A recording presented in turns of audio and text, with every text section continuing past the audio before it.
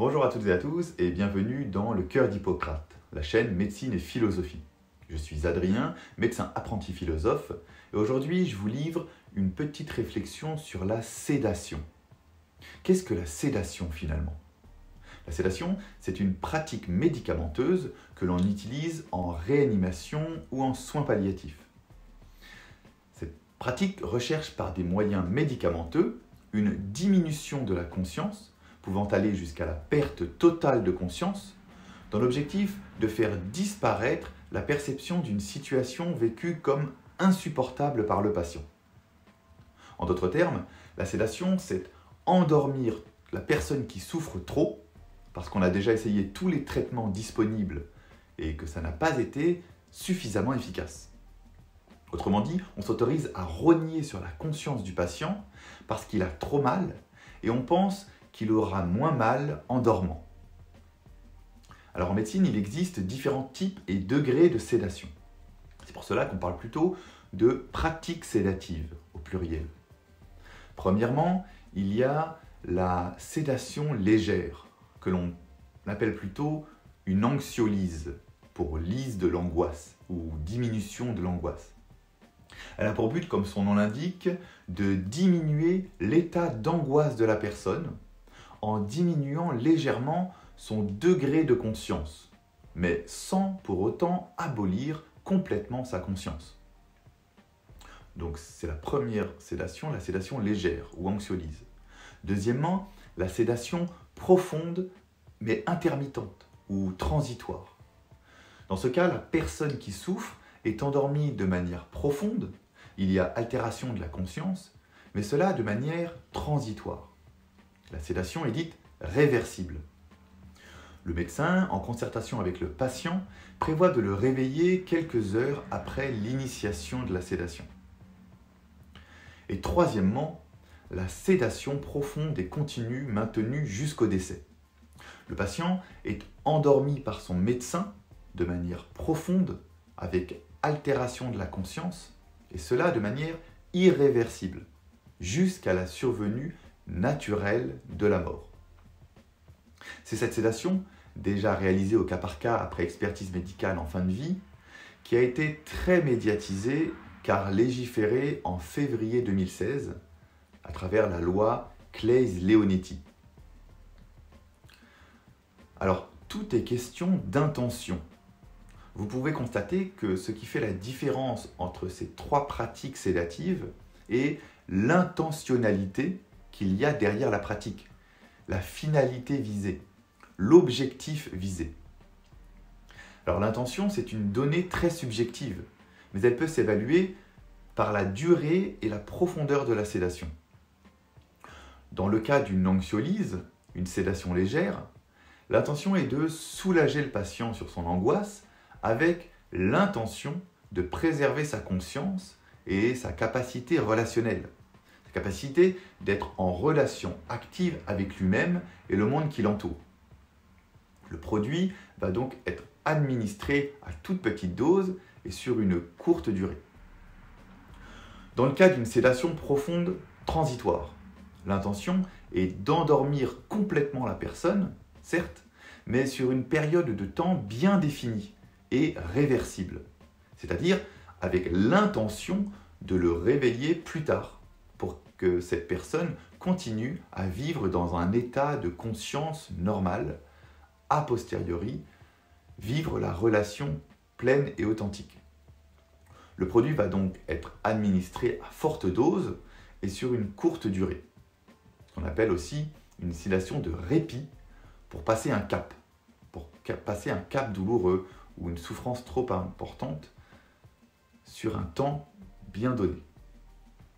Et dans le cas de la sédation profonde et continue maintenue volontairement jusqu'au décès, l'intention est également de soulager le patient sur un symptôme réfractaire, mais avec l'intention de ne jamais le réveiller, c'est-à-dire de le maintenir artificiellement endormi jusqu'à ce que la mort survienne. Le produit va donc être administré à forte dose et sur une durée illimitée, jusqu'à ce que la mort arrive. Dans ce dernier cas de sédation, la sédation profonde et continue maintenue jusqu'au décès, l'intentionnalité peut être considérée comme différente et se rapprocher parfois de l'intention d'euthanasie, l'intention de mettre fin à la vie de la personne. Tout dépend de quelle vie nous parlons. Il y a la vie psychique, la vie physique et la vie spirituelle. Il est communément admis de différencier vie corporelle et vie de l'esprit, vie affective, intellectuelle, relationnelle. Dans le cas de la sédation profonde et continue maintenue jusqu'au décès, il y a mort de la vie de l'esprit et mort de la vie relationnelle. Certains parlent donc d'euthanasie de la relation ou d'euthanasie sociale, puisqu'en cas de sédation profonde et continue maintenue jusqu'au décès, la relation, du moins verbale, n'est plus possible. Pour avancer dans notre réflexion, nous avons dit plus haut que la sédation nous permettait de rogner sur la conscience du patient parce ce patient a trop mal et qu'on pense ainsi qu'il aura moins mal en dormant. Alors, posons-nous cette question. Faut-il être conscient pour être douloureux? Cessez-vous d'avoir mal quand vous dormez? Est-ce que le fait de diminuer votre conscience permet de diminuer votre souffrance, le vécu de votre souffrance? En fait, la réponse dépend de la cause de votre souffrance, son origine. Rappelez-vous ce que nous avons vu dans la vidéo sur les soins palliatifs. La souffrance peut être corporelle, physique, mais aussi psychologique, sociale ou spirituelle. Si votre souffrance est purement physique, liée à une grosse fracture par exemple, ou à un cancer qui comprime quelque part, le fait de vous faire endormir, vous faire anesthésier, pourra permettre de soulager cette douleur physique. Donc, dans le cas d'une douleur physique, organique, corporelle, la diminution de la conscience que nous avons de ce mal, permet de diminuer la douleur ressentie. Alors une remarque à ce niveau, il faut savoir que les douleurs physiques sont la plupart du temps bien soulagées par les morphiniques et toutes les techniques de co-antalgie, qui ont été fortement développées ces dernières années grâce au progrès de la technique et de la médecine. Les douleurs dites rebelles, ou bien les douleurs physiques réfractaires, sont de plus en plus rares en médecine, et heureusement. Mais qu'en est-il de la souffrance psychologique ou d'une souffrance existentielle? En soins palliatifs, et surtout à l'approche de la fin de vie, les personnes souffrent surtout de souffrances psychologiques ou existentielles, par perte de sens, perte d'intérêt, perte de relations, isolement, peur d'être un poids pour son entourage, peur de la dégradation de son image corporelle, peur du jugement de l'autre, de la dépendance à l'autre, etc. Et c'est surtout dans ce contexte que la sédation est demandée par le patient, ou que la demande d'euthanasie est formulée.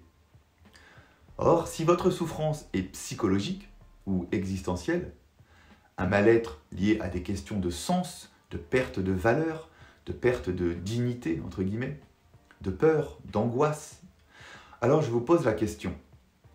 Pensez-vous que de vous faire sédater, de vous faire endormir, soulagera cette souffrance? C'est pas sûr. Les scientifiques et les médecins n'en sont pas certains.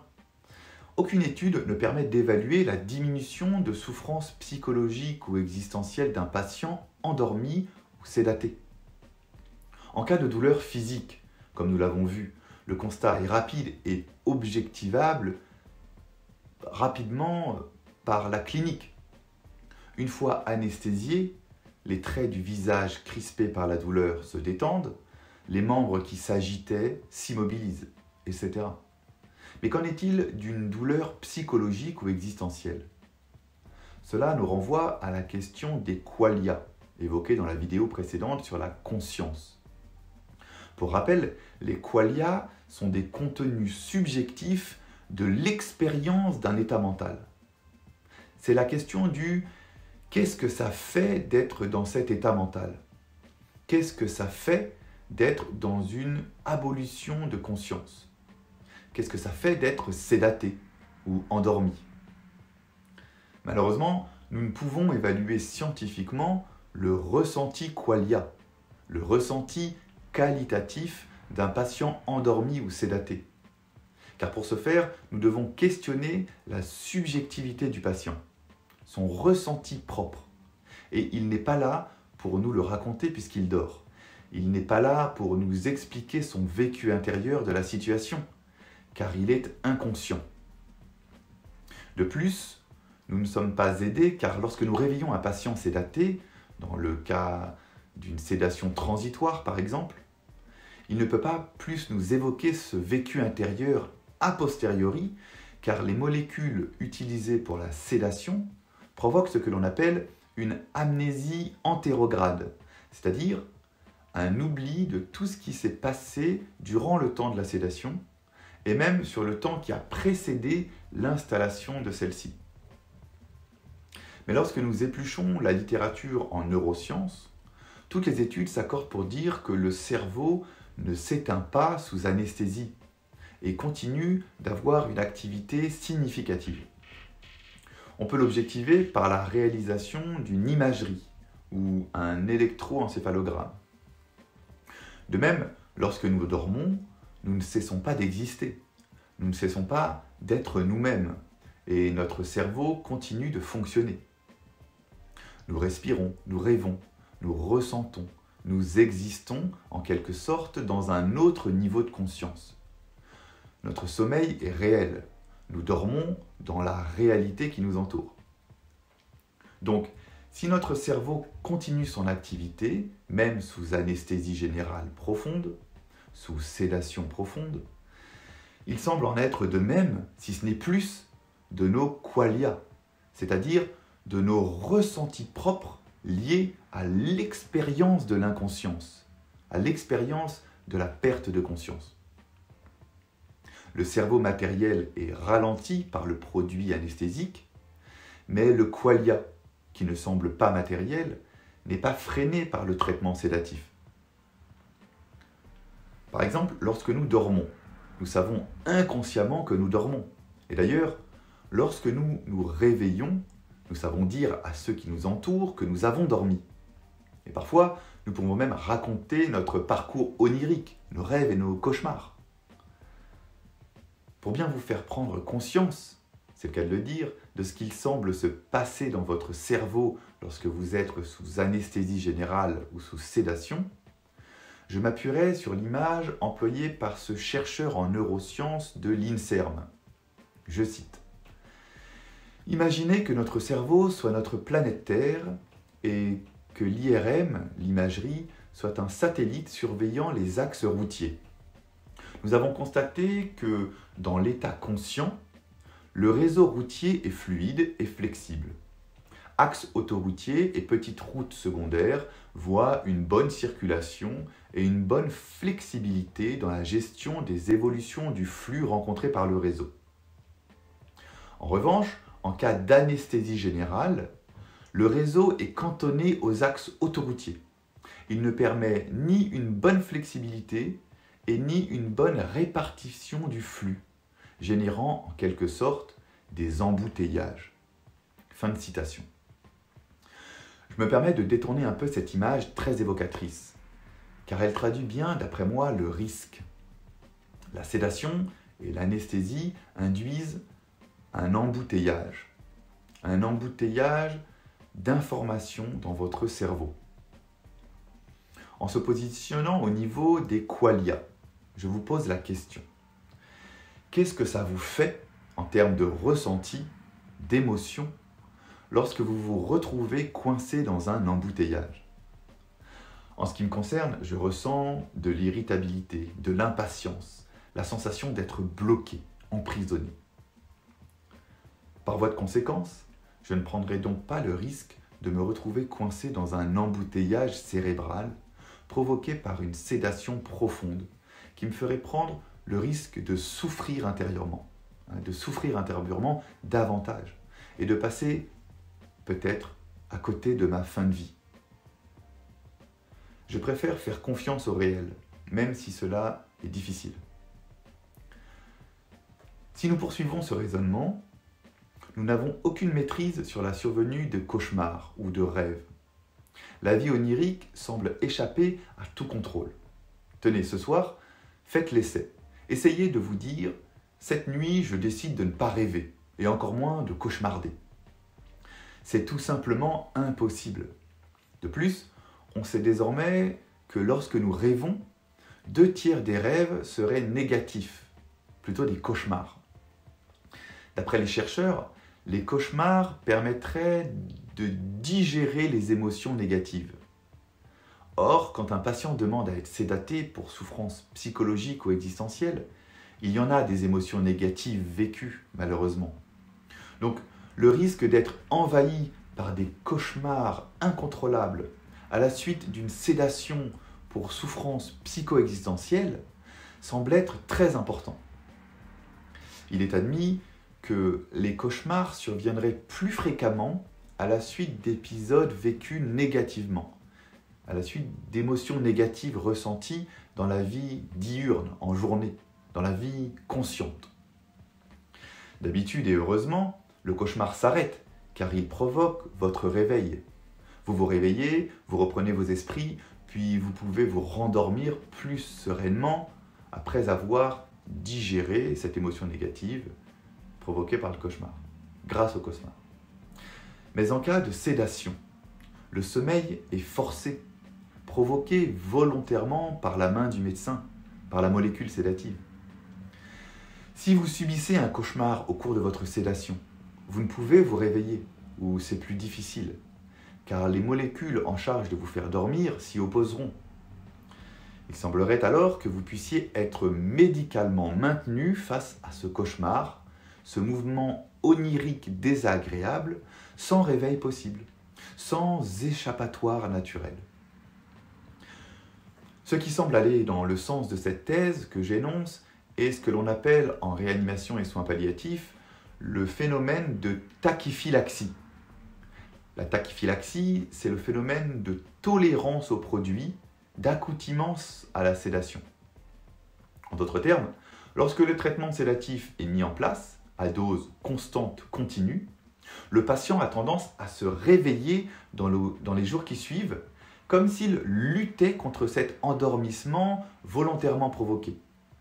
Et cela même lorsque le patient est à l'origine de cette décision de dormir.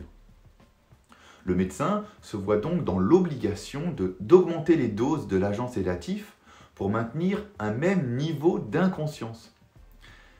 Et il ne paraît pas aberrant de penser que cette tentative de réveil, ce phénomène de tachyphylaxie, puisse révéler un inconfort du patient sédaté. Par exemple, le fait qu'il subisse un cauchemar et qu'il soit en souffrance face à ce cauchemar et qu'il veuille se réveiller. Certains pensent même que cette réaction paradoxale puisse être le révélateur de l'ambivalence du patient dans sa décision à être sédaté en fin de vie. Je vous laisse sur cette notion d'ambivalence que nous détaillerons dans une prochaine réflexion. Une décision est dite ambivalente lorsqu'elle présente des composantes de sens contraires. L'ambivalence est le témoin de l'incertitude du patient. Et j'irais même jusqu'à dire l'ambivalence est le témoin de la liberté du patient. Dans le cas d'une demande de sédation, le patient va demander à être endormi et revenir sur sa décision le lendemain, par exemple. Ou bien, il va demander à ce qu'on le fasse mourir, mais dans la même phrase, il va demander à ce qu'on le vaccine contre le Covid pour être protégé de ce satané virus qui pourrait le faire mourir. Ambivalent comme décision, n'est-ce pas? Allez, à bientôt dans un prochain épisode du Cœur d'Hippocrate.